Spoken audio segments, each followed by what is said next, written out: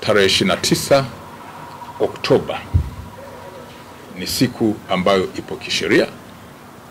Kwa mujibu wa katiba yetu, kila mwananchi ana haki ya kwenda kupiga kura kumchagua kiongozi anayetaka.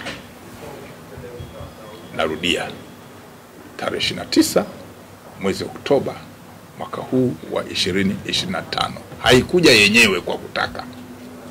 Ipo kisheria, ipo kikatiba, na watu wana haki ya kwenda bila hofu kupiga kura na kuchagua mtu yoyote wanayemtaka. Vitendo vya kutisha watu,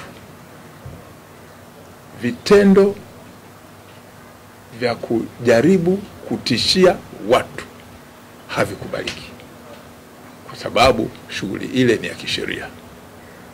Kwa hiyo jeshi la polisi litaendelea kufuatilia, kuzuia, kubaini na kutanzua matishio yote ya kiusalama, na siku hiyo watu watatimiza jukumu lao la kikatiba bila hofu.